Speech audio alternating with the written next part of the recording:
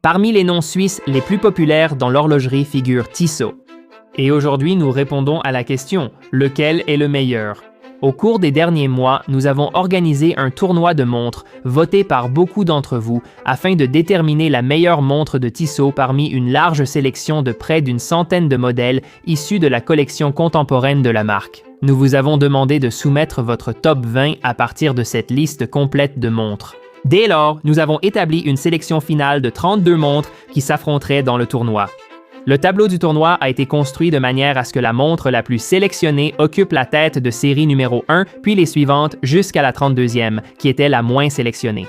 Les affrontements ont suivi un système de classement similaire à celui du sport, où les têtes de série les plus élevées bénéficiaient de confrontations plus favorables contre les têtes de série les plus basses en raison de leurs excellentes performances lors des sélections ouvertes. Et c'est une grosse vidéo. Tissot est une porte d'entrée vers l'horlogerie suisse pour de nombreux collectionneurs. C'est la marque qui m'a fait découvrir les montres suisses pour la première fois.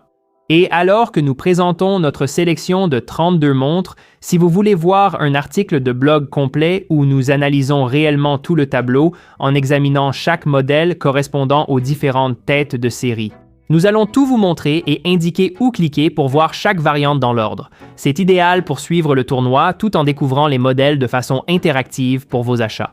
Le lien est dans la description ci-dessous.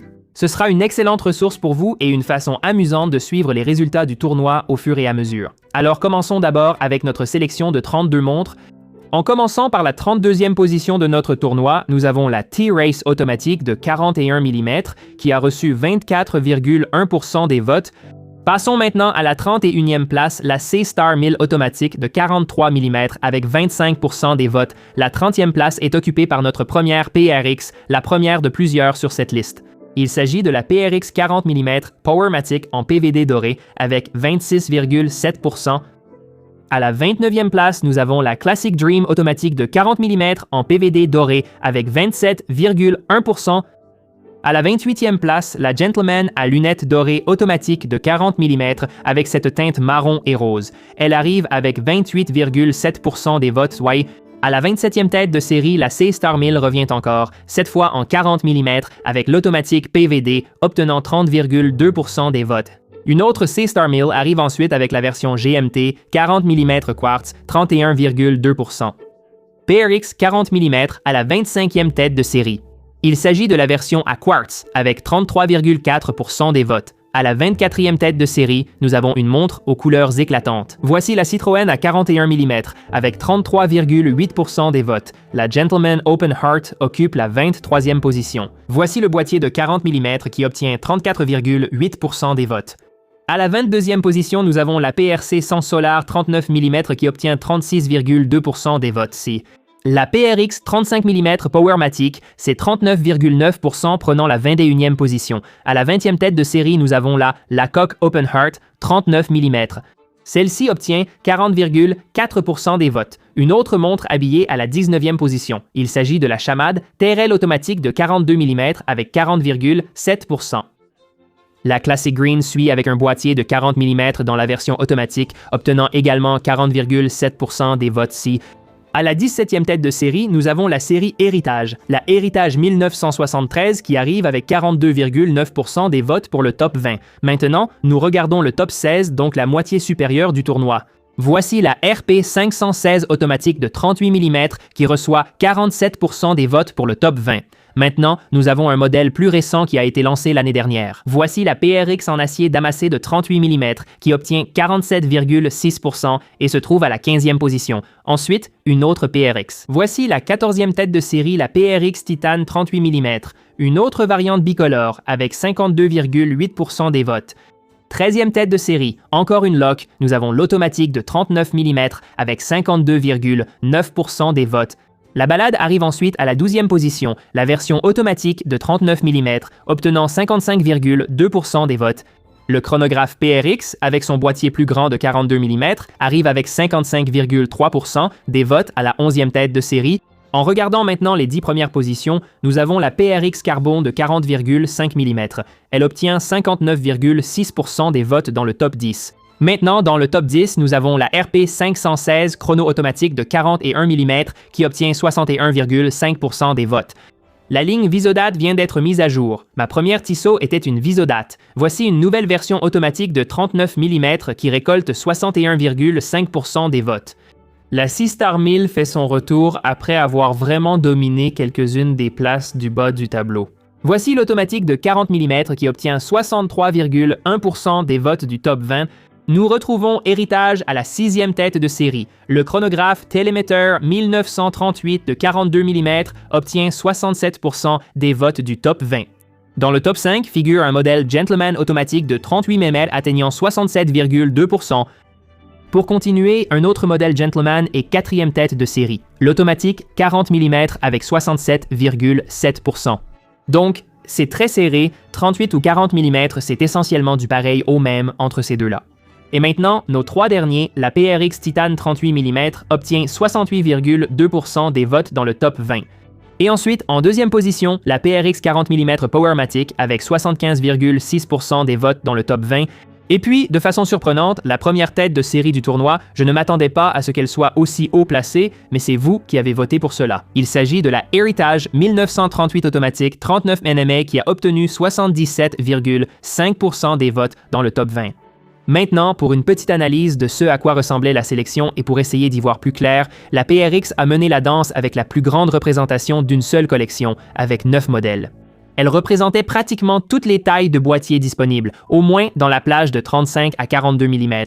Les séries Seastar et Gentleman ont aussi bien performé, chacune avec 4 modèles, tandis que la Classic Dream, la Laloc et la RP 516 comptaient chacune 2 montres. Les modèles habillés ont mieux réussi que prévu, avec des pièces comme la Heritage 1938, tête de série numéro 1. La Visodate a également fait son apparition. La Ballade, la Loc, toutes sont représentées parmi les 13 premières têtes de série. Et puis, le chemin des terreaux est également entré en jeu. Maintenant, les montres mécaniques ont clairement dominé le haut du classement. Aucune montre à quartz n'apparaissant parmi les 16 premières têtes de série. Et je pense qu'une autre chose que je dirais, c'est que la 1938 est une sorte de surprise à la première place. Si je devais deviner, c'est que la PRX est vraiment une montre que l'on adore ou que l'on déteste. Et j'imagine que certaines personnes choisissent même de ne pas inclure cette montre dans leur liste du top 20 et préfèrent opter pour quelque chose de plus traditionnellement attrayant et avec un design plus classique. Je pense que la plupart des gens ne seront pas offensés ou n'auront pas d'avis fort sur la 1938. Si c'est le cas, elle figurerait dans leur top 20. C'est sûrement pourquoi elle est tête de série numéro 1. C'est une excellente montre. Je pensais qu'elle serait classée entre 3 et 6, mais elle est numéro 1 et sans difficulté. Maintenant que le décor est planté, regardons les résultats des 16 premières confrontations du premier tour. Très bien, pour commencer, nous avons la tête de série numéro 16 contre la tête de série numéro 17. Donc, la RP 516 de 38 mm contre la Heritage 1973 de 43 mm et la gagnante est la tête de série numéro 16, la RP 516. Passons à l'affrontement entre la 15e et la 18e tête de série. Nous avons la Classic Dream de 40 mm contre la PRX Acier de Damas. C'est cette dernière qui passe au tour suivant avec 62% des voix. Affrontement entre la 14e et la 19e tête de série, PRX Titan 38 mm bicolore contre chemin des terreaux automatique 42 mm. Et la PRX poursuit sa série de victoires, remportant 70% des voix dans ce duel. Affrontement entre la 13e et la 20e tête de série, le Locle contre le Locle. Plus précisément, la Laloc automatique de 39 mm avec un cadran traditionnel contre la version Open Heart. Dans un duel assez serré, c'est la 13e tête de série qui l'emporte de justesse sur la 20e. La version traditionnelle bat la version à cœur ouvert et avance au tour suivant.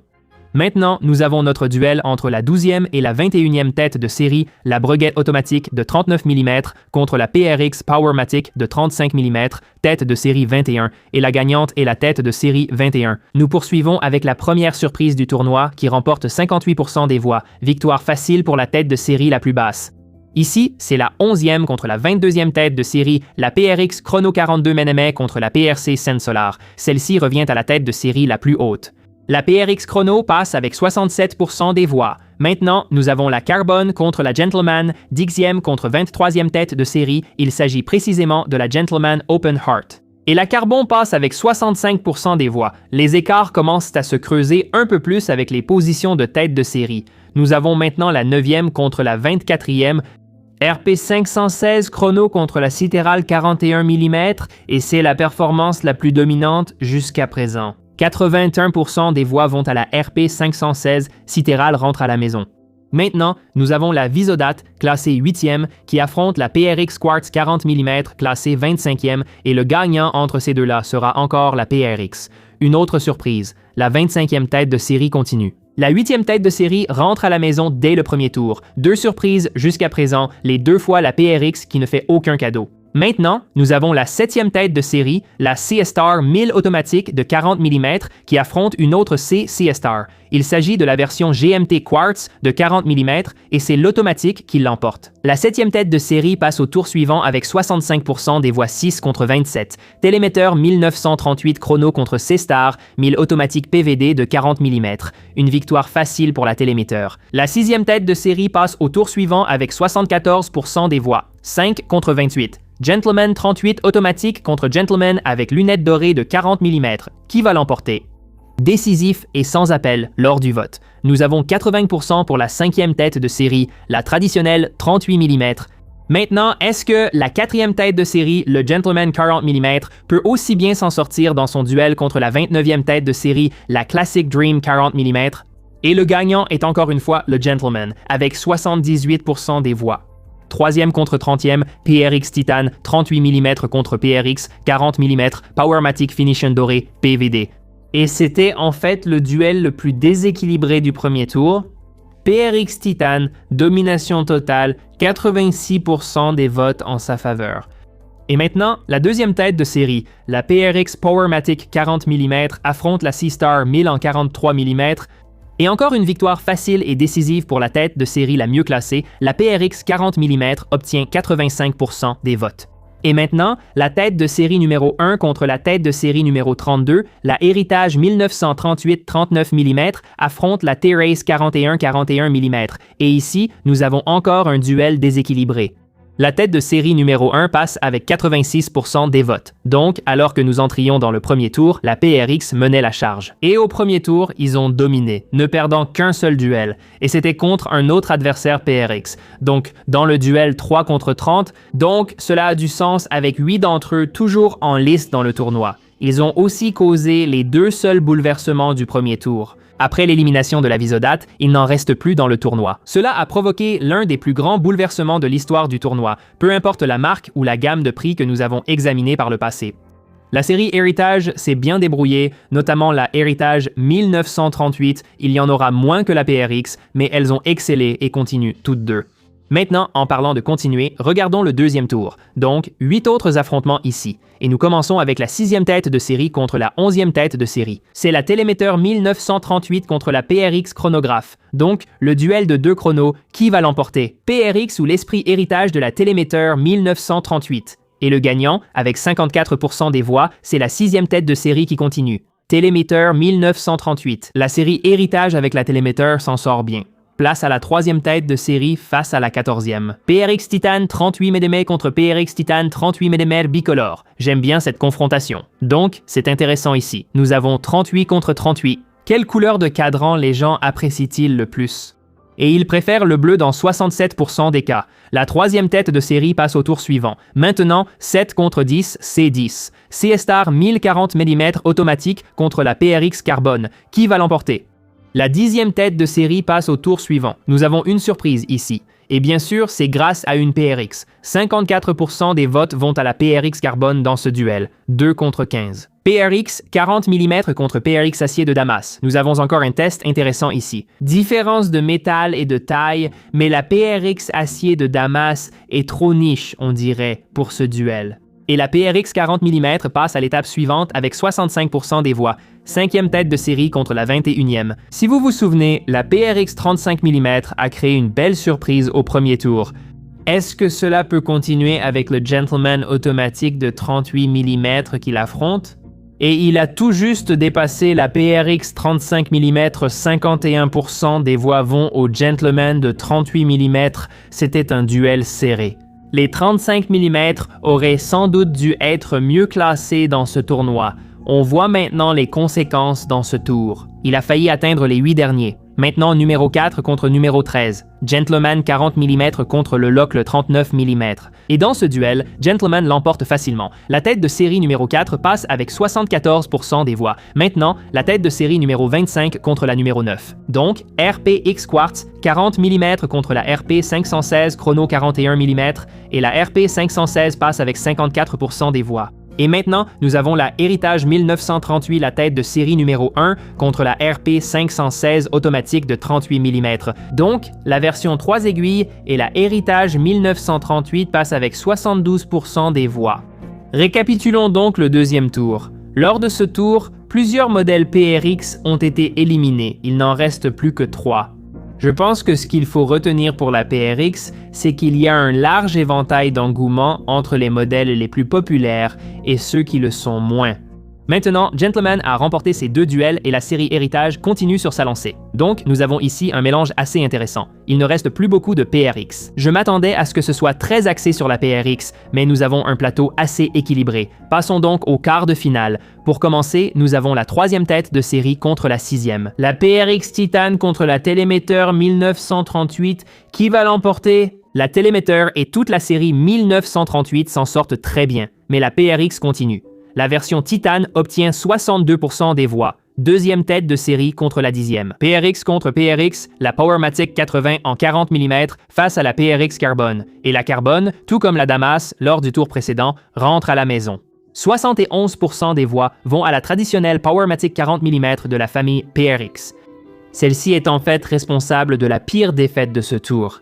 Nous avons maintenant la 4e tête de série, la Gentleman automatique de 40 mm face à celle de 38 mm, c'est donc une question de taille. Laquelle les gens préfèrent-ils le plus? Et ils préfèrent la tête de série la moins bien classée, la 5e, une petite surprise, mais une victoire assez facile.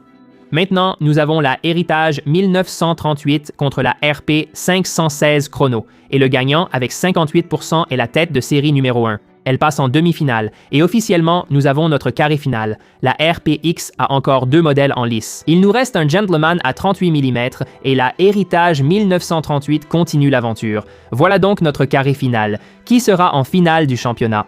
Poursuivons et voyons qui va passer. Nous avons la tête de série numéro 2, la PRX 40 mm Powermatic contre la tête de série numéro 3, la PRX Titan 38 mm.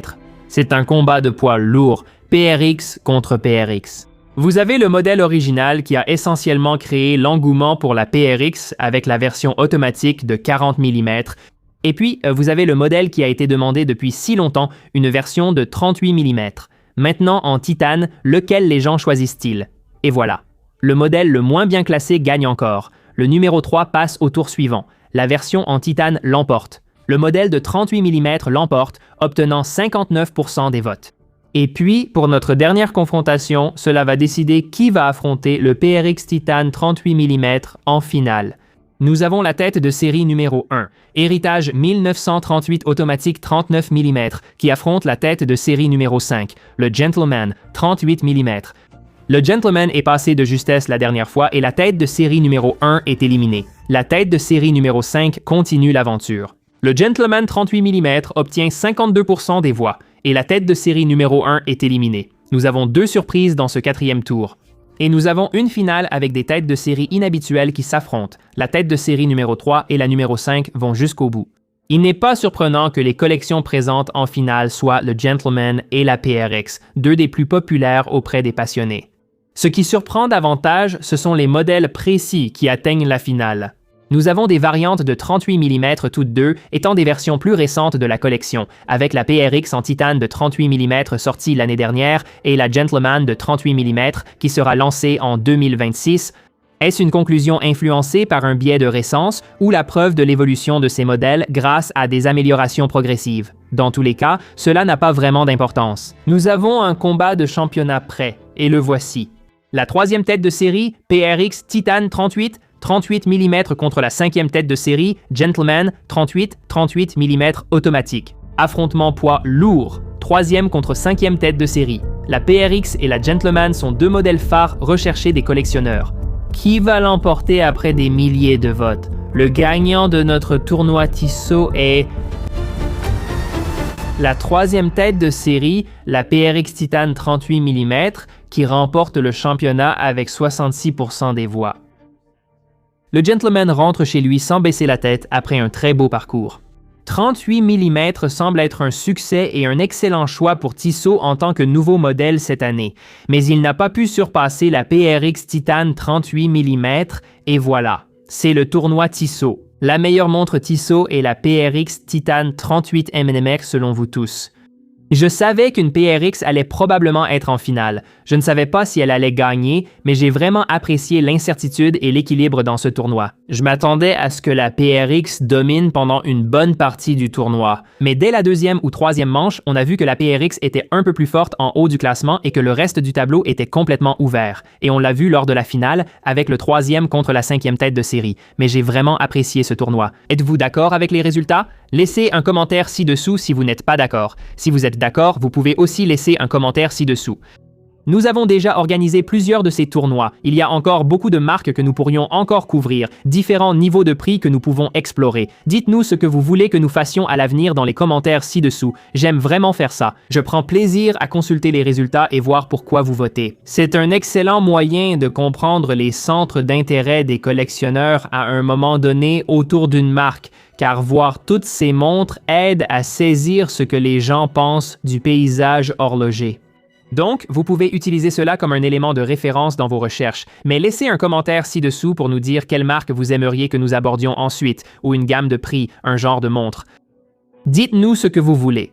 Si ces vidéos vous plaisent, mettez un pouce bleu, abonnez-vous et activez la cloche. Cela nous montre que vous souhaitez qu'on continue.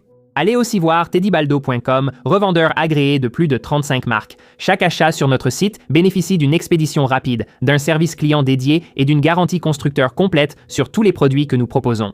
Nous sommes également revendeurs agréés de Tissot. Pour découvrir une des montres du tournoi, retrouvez les liens en description vers le blog où les 32 modèles sont listés dans l'ordre sur cette page. Vous pouvez naviguer et voir toutes les différentes variantes. De plus, si vous êtes de passage à Cleveland, dans l'Ohio, venez découvrir notre nouvelle boutique phare. Nous avons beaucoup agrandi la boutique plus tôt cette année. Nous avons désormais plus de 20 marques en magasin, dans un espace environ 4 fois plus grand que notre ancienne boutique. C'est une belle expansion et nous en sommes ravis. Donc, si vous voulez venir jeter un œil, ce serait un plaisir de pouvoir vous aider en ligne ou en boutique pour votre prochain achat de montre. Cela nous permet de continuer ce que nous faisons ici et nous aimons ce que nous faisons. Mais les gars, merci encore infiniment d'avoir regardé. Prenez soin de vous et je vous dis à très bientôt.